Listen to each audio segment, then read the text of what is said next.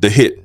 A car rolled slow down West Erie Avenue just after 2 in the afternoon, passing corner stores near North 16th Street, where people were outside moving regular without expecting anything serious to unfold. As the doors opened almost together, shots rang out toward Wesley, ManMan Rodwell, who had been outside hours after posting a diss video, and before anyone could process what they were seeing, he was already on the ground. The shooters moved quick, jumping back into the vehicle while the block shifted from confusion into panic since people started running, calling out names, trying to make sense of what just happened. By the time police units arrived, the only thing that felt clear was that somebody had been watched before that moment ever came. As word spread across North Philadelphia through phones, messages, plus clips hitting Instagram within hours, people nearby already felt this wasn't random, while the timing with that diss video felt too close to ignore. Online, viewers started connecting pieces, mentioning names, building timelines, even though nothing official came from law enforcement, which left a gap between street belief plus confirmed facts. That gap only made things louder, pushing one question forward about who was moving like that in daylight and why music suddenly carried weight like this. To understand how that happened, you have to step back, since this didn't start on Erie Avenue and it didn't start with one person, it started with a place. The blocks that built it. North Philadelphia is laid out in tight sections, where blocks sit close enough that walking from one side to another takes only minutes. Yet those short distances carry weight, since crossing the wrong street can change how people see you instantly. Around Girard Avenue, Hunting Park, plus the stretch between 16th and 29th Streets, row houses sit pressed together while corner stores operate behind glass, with people outside watching everything moving through their area. In that setup, everybody understands where lines sit, even if nobody explains them directly, while those lines decide where you belong, where you can move, and what might follow if you ignore them. That kind of environment builds pressure early, since growing up there means learning fast that location holds value just like anything else. At the center of that space once stood the Norman Blumberg apartments near 23rd and Jefferson Streets in Charleswood, where two 18-story towers packed over 500 units filled with families living close together. Those buildings were meant to fix overcrowding when they were built in the 1960s, yet by the 1990s, they had changed into something different, where stairwells carried more than just foot traffic and hallways stayed active with the crack trade. By the early 2000s, Edward Stinson ran a system inside that complex that operated day plus night, using teenagers as sellers, addicts as lookouts, while moving thousands of dollars worth of product regularly. Younger kids growing up there saw that structure daily, watching older figures move with authority, understanding early that money, control, plus reputation came from how you operated. That exposure shaped identity early, since loyalty got tied to where you came from before anything else mattered, while respect didn't come from talking without action behind it. Reputation built itself through what people saw, heard, or believed, even when facts stayed unclear, which meant once a name started ringing, it didn't take long before it stuck. From that setting, Bloomberg turned into more than just a housing complex, becoming a name people carried after the towers came down in 2016, when demolition scattered residents across nearby blocks without breaking those connections. That identity evolved into Black Flag, a crew built from those same relationships formed inside the buildings, where the same faces from childhood moved into something more organized as time passed. Just a few blocks over towards Strawberry Mansion, another group developed around Dauphin, Diamond, plus Burke Streets, where Zoo Gang built its own identity under similar conditions, sharing the same environment but forming a different alignment. Many of the same kids had gone to the same schools and moved through the same spaces before anything split them apart. Yet as they grew older, those connections started shifting as affiliations changed. Familiar faces slowly turned into rivals, not overnight, but through moments that pushed people toward choosing sides whether they planned to or not. The conflict didn't begin with something major, since early tension came from smaller situations that escalated when nobody stepped back, turning arguments into something heavier once retaliation entered. One early incident tied to a figure known as No Lack led to a confrontation where a Bloomberg member got jumped, and that situation didn't stop there, since response came quickly, resulting in No Lack being shot and killed soon after. That moment forced people to pick sides clearly, since staying neutral wasn't an option anymore, and once that line got drawn, everything that followed stayed connected to that first escalation. From that point, the streets changed, since no neutral ground existed anymore, meaning movement required awareness at all times, while simply being present in certain areas could signal something even without words. As drill music started reaching Philadelphia during the early 2000s, it found a place in that environment, since the style matched what people were already living through, focusing on real events rather than abstract ideas. Songs began mentioning real names, real locations, plus real situations, removing distance from the music while making each track feel connected to what was happening outside. Over time, each incident started linking to something larger, since one situation led to a response, then another, while songs followed those events, keeping everything active, both online plus in real life. Within that environment, certain names began standing out more than others, not immediately as central figures, but as people whose presence kept appearing across different situations through music, conversation, or events tied to detention. One of those names was Tyvine Jones, known as Bloomberg-eared, or Rookie of the Year, though at that point he wasn't the headline yet, even if his role was already taking shape, from rapper to targeting people. Tyvine Jones grew up moving through the same Sharswood blocks shaped by the Bloomberg Towers, carrying an identity tied closely to Black Flag as those connections stayed strong even after demolition scattered families. People around North 23rd Street and North Chadwick Street recognized him by build and presence, standing around 6 feet tall with a slim frame, while tattoos like Bloomberg Baby on his neck made his affiliation visible without explanation. He moved under names like Bloomberg-eared or Rookie of the Year, labels that connected him directly to the place that raised him, while also building recognition in spaces where those names carried weight. At that stage, he was known more for presence than anything else, yet that presence started gaining attention as time moved forward. Early on, Jones focused on music, stepping into Philadelphia's drill scene, where local artists were already shaping a sound that reflected what they lived through daily. His tracks didn't rely on vague storytelling, since lyrics pointed toward real blocks, real tension, plus real people, which made his voice stand out locally as listeners connected those words to actual situations. That approach brought him attention across YouTube, where clips circulated within neighborhood circles, slowly building an audience that extended beyond immediate surroundings. His delivery stayed grounded in what people recognized, which made his music feel less like performance and more like documentation of ongoing events. Around that same time, Jones worked closely with Anthony Watson, known as Bloomberg Geese, another figure tied to the same environment who had already started gaining traction through tracks like Genocide 2 and It Takes Two. Together, they formed a visible duo within that drill space, recording songs like Blow Up, where their lyrics referenced movement through rival areas and situations tied to ongoing conflict. Their videos picked up views on YouTube, drawing attention from both supporters and rivals, while the connection between their music and their identities became harder to separate. That visibility placed both names into conversations that stretched beyond music, since listeners understood that what they were hearing often reflected real situations playing out across North Philly. As time passed, Jones's reputation began shifting, moving from just a voice in songs towards something more serious as his name started appearing in discussions tied to actual events rather than only music releases. People spoke about him differently, not just as someone who recorded tracks, but as someone involved in situations happening on the ground, which changed how others responded to his presence. Movement became more deliberate, less visible, while conversations around him carried more weight since they tied his name to actions rather than words. That shift didn't happen instantly, yet it became noticeable enough that his role within that environment started evolving. By March 2020, when COVID-19 restrictions hit Philadelphia, daily structure across the city broke down, shutting schools, slowing courts, and reducing the presence of programs that once kept younger people occupied. In neighborhoods like Sharswood and Strawberry Mansion, that absence created space where conflicts intensified since people spent more time outside without interruption, while ongoing tension didn't slow down. Mask usage became normal for health reasons, yet it also changed how crimes looked, making identification harder while giving shooters a level of cover that hadn't existed before. Within that setting, situations escalated faster, since arguments that once might have stopped early now carried further without anything stepping in to slow them down.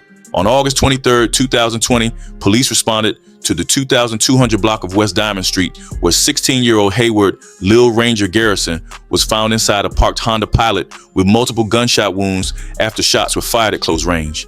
He had been sitting in the vehicle when attackers approached and opened fire, striking him from behind in what investigators later described as a targeted ambush rather than a random encounter. Officers arrived quickly, yet Garrison died at the scene, becoming one of nearly 500 homicide victims recorded in Philadelphia that year, as cases stacked up faster than they could be solved. The killing didn't bring immediate arrests, since witness cooperation stayed limited, while evidence wasn't enough to close the case at that time. As weeks passed, the investigation faded from public view, yet on the streets, the narrative didn't disappear, since people continued discussing what happened, connecting names, building their own understanding of the situation. Jones's name began surfacing quietly in those conversations, not officially, but in a way that placed him near the center of what people believed took place. That connection grew stronger as music started referencing the event, with diss tracks mentioning Ranger appearing in verses that carried meaning beyond entertainment. Opposing sides responded through their own songs, turning that moment into part of an ongoing exchange where music documented each development. By May 25, 2022, the conflict reached another point on West Erie Avenue, where Wesley ManMan Rodwell, a 20-year-old rapper tied to Zoo Gang, was found lying face down after being shot multiple times during the afternoon. Earlier that day, Rodwell had posted a diss video mocking rivals, which quickly spread online, drawing attention across both sides of the ongoing situation.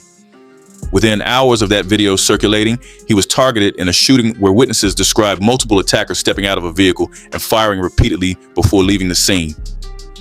The timing between the video release and the shooting felt immediate, making it difficult to separate the two events as people watching from both sides connected them directly. On the streets, the message was understood without explanation, since that moment reinforced the idea that words and music carried consequences beyond attention or views. Fear mixed with curiosity as people followed updates online, watching how quickly situations moved from posts to real events, while discussions spread across platforms tracking each development. That visibility pulled in a wider audience, since people outside North Philly began following the situation, turning local conflict into something watched from a distance. As that attention grew, so did the pressure across both sides, since every action now played out in front of more eyes. Later that year, on September 26, 2022, police responded to the 1600 block of Creston Street in Northeast Philadelphia, where 23-year-old Ryan Finley was found with multiple gunshot wounds after being ambushed while walking toward a friend's house. That location sat outside the usual areas tied to the ongoing conflict, suggesting that whoever targeted him had tracked movement beyond familiar blocks rather than waiting for him to stay within expected territory.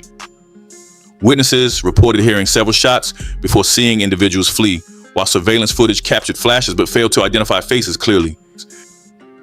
Finley died at the scene, adding another name to a pattern that was becoming harder to ignore.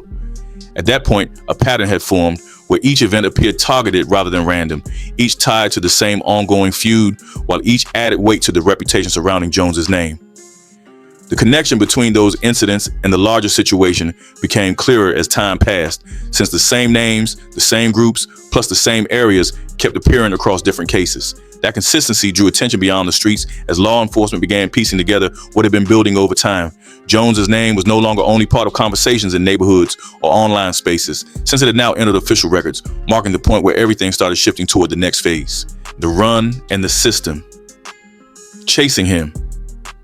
As investigators reviewed the shootings from August 2020 through September 2022, detectives from the Philadelphia Police Department Homicide Unit began linking shell casings, surveillance clips, plus witness accounts across multiple scenes tied to the same feud. By early 2024, prosecutors within the Philadelphia District Attorney's Office had started assembling charges connected to Tyvine Jones, building cases around the killings of Hayward Garrison, Wesley Rodwell, plus Ryan Finley as evidence slowly came together. Those charges did not become public immediately, since the timeline between identifying a suspect and announcing it created a gap where Jones remained free while authorities continued gathering proof. That delay gave him an advantage, since he had time to adjust before his name reached a wider audience, which set the stage for what came next. Once warrants were finalized around April 2024, Jones left his last known address on the 2600 block of North Chadwick Street, moving away from familiar surroundings while avoiding places where he could be easily located. His movement became unpredictable, shifting between different parts of Philadelphia plus nearby areas, without staying anywhere long enough to establish a pattern that law enforcement could track consistently. Friends, associates, plus extended connections within the Black Flag Network provided temporary support, offering places to stay or transportation when needed, while Jones avoided relying on any single location for too long. That approach made it harder to pin him down, since every move stayed short-term, reducing chances of detection while keeping him in motion. During that period, Jones adapted quickly, traveling mostly at night when fewer people paid attention, while limiting his presence during the day to avoid drawing notice. He reduced his digital footprint, avoiding social media accounts tied directly to his name, while using prepaid phones that could be changed frequently to prevent tracking. Communication moved through indirect channels, often relying on other people to relay messages rather than connecting directly, which added distance between him and anything investigators might monitor. That system depended heavily on trust within his circle, since staying hidden required cooperation from others willing to help without drawing attention themselves. His approach stood in clear contrast to Anthony Bloomberg Gee's Watson, who remained visible despite being wanted in connection to earlier cases, continuing to release music while moving through familiar spaces. Watson's track still gained traction, pulling views on YouTube while keeping his name active in the drill scene, even as law enforcement searched for him. That visibility carried risk, since remaining public made it easier for rivals to locate him, which eventually led to his death on May 31st, 2023, when he was shot on the 1800 block of North Woodstock Street. Watson died hours later at Temple University Hospital, leaving behind both music and unanswered questions about the circumstances surrounding that shooting. That loss shifted things for Jones, since Watson had been both a collaborator and a close connection within the same network, meaning his absence removed a key figure from Jones's immediate circle. It reinforced the need to stay hidden, showing what could happen when someone remained visible while under pressure from both law enforcement and rival groups. After that point, Jones adjusted further, limiting exposure even more while avoiding situations that might place him in predictable locations. That change in approach left him more isolated, relying on fewer trusted contacts while keeping movement tight to avoid repeating mistakes seen in Watson's case. At the same time, law enforcement pressure increased as multiple agencies became involved, including the U.S. Marshal Service Eastern Pennsylvania Violent Crime Fugitive Task Force, the Philadelphia District Attorney's Gun Violence Task Force, plus investigators from the Pennsylvania Attorney General's Office. Surveillance efforts expanded, focusing on known associates, family members, plus locations tied to his past movements, while officers monitored areas where he might resurface. Informants became a key part of the process, since direct observation alone wasn't enough to locate someone moving as carefully as Jones had been. Authorities also began offering a $5,000 reward for information leading to his arrest, encouraging people to come forward with details that might help locate him. As the search continued through 2024 into 2025, the public narrative around Jones began shifting, moving from a name connected to specific incidents toward a broader label tied to ongoing danger. Media coverage increased, with outlets like CBS Philadelphia and Fox 29 reporting on his case, describing him as a suspect in multiple killings while highlighting his status as a fugitive. That coverage spread his name beyond North Philadelphia, bringing attention from outside the immediate area, which added pressure from both law enforcement and the public. His image, physical description, plus known aliases circulated widely, making it harder for him to move without risk of being recognized. Despite that exposure, Jones managed to remain on the run for nearly 20 months, moving between locations without being captured, while investigators followed leads that often turned out to be false. Reports placed him in different cities, including Atlanta and Houston, yet those sightings never resulted in an arrest, showing how difficult it had become to track someone operating with that level of caution. Meanwhile, law enforcement continued building their case, collecting digital evidence, analyzing communication patterns, plus waiting for a break that would lead them directly to him. That break eventually came through a source they could not have predicted. On December 10th, 2025, an anonymous caller contacted the U.S. Marshal's Fugitive Task Force tip line, providing information that Tyvine Jones was staying at the Stratford Court Apartments on Lansdowne Avenue in Delaware County, just outside Philadelphia.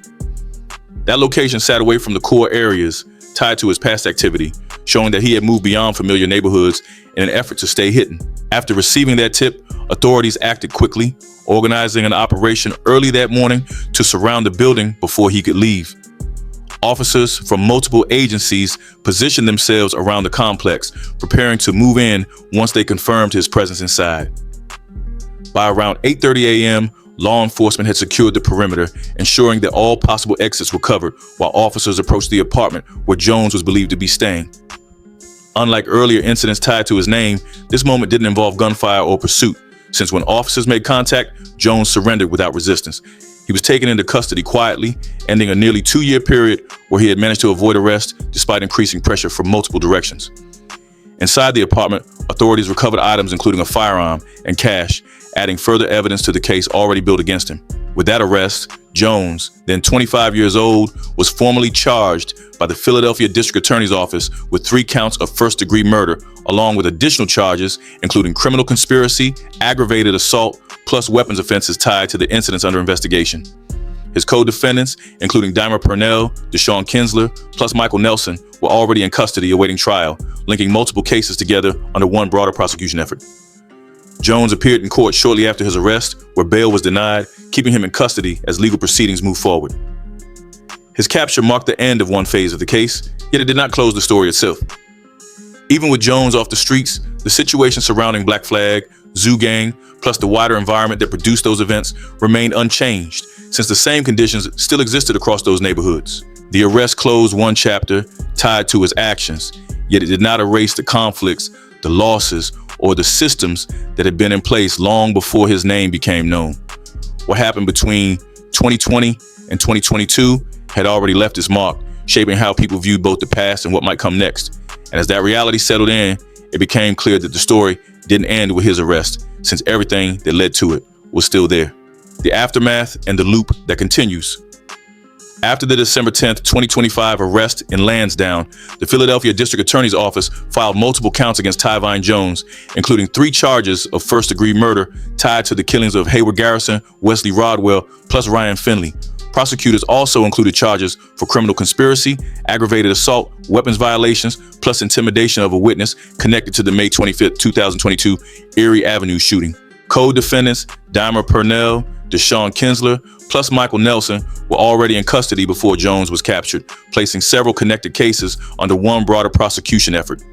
The case itself was built through different layers of evidence, including ballistic matches, surveillance footage, cell phone data, plus statements gathered over several years. That combination made the trial expected to be complex, since each piece had to connect clearly while defense teams prepared to challenge how that evidence would be presented. One of the most debated parts of the case centered on music, since prosecutors examined lyrics from songs like Blow Up, along with other unreleased material, arguing that certain lines reflected real actions tied to the events under investigation. Videos uploaded to YouTube were also analyzed, with specific scenes, locations, plus gestures reviewed alongside timelines connected to the shootings. That approach raised questions around interpretation, since defense arguments often point out that music can reflect a persona rather than direct confession. The line between artistic expression and real-life admission became harder to define, especially in a genre where lyrics often mirror real situations happening outside the studio. That tension made the courtroom another space where the same conflict played out, not through violence, but through how words were understood. Looking beyond this case, the situation reflected a broader pattern across Philadelphia, where similar structures developed among groups like YBC, CCK, and PSK, who faced charges in February 2026 tied to multiple shootings across the city. Music stayed tied closely to identity, as artists used it to represent where they came from while responding to rival actions, which meant tracks often carried meaning beyond entertainment. Platforms like YouTube amplified that connection, pushing local situations into wider audiences who followed events from outside those neighborhoods. That attention added pressure, since visibility increased both recognition and risk, shaping how conflicts unfolded after each release. Within that structure, a cycle formed where diss tracks led to responses escalated toward retaliation, while retaliation created new material that fed back into music again. Each stage connected to the next, making it difficult to separate events, since actions on the street and words and songs stayed linked through timing and intent. That loop sustained itself over time, as every response required another answer, keeping tension active across both sides without pause. Even when one situation seemed finished, another followed, showing how the system continued operating without a clear stopping point. Behind that cycle sat the human cost, where every name tied to those events represented a life that ended early, often before reaching 25, leaving families dealing with loss beyond headlines or reports. Hayward Garrison was 16, Wesley Rodwell was 20, Ryan Finley was 23, each remembered by people who knew them outside the roles assigned afterward. Grief often mixed with disrespect, since posts, songs, and comments sometimes mocked those losses, creating another layer of pain for families already affected. That reality continued long after each event, as memory stayed active in both neighborhoods and online spaces where names kept circulating. The impact spread across the blocks where those events happened, reshaping how people moved, where they stayed, and how they interacted with others around them. Some families relocated to avoid tension, while others remained, carrying the same concerns into daily life. Even after arrests, divisions built over time did not disappear, since names still carried meaning tied to past events that influenced how people saw each other. Murals, tributes, and social media posts kept those names visible, ensuring that what happened remained part of the environment rather than something left behind.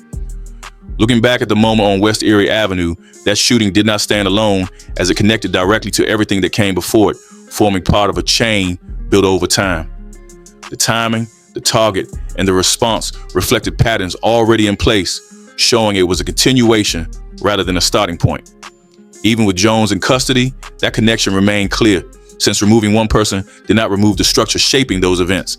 The same conditions, influences, and pressures still existed across those neighborhoods, meaning the cycle continued beyond any single arrest.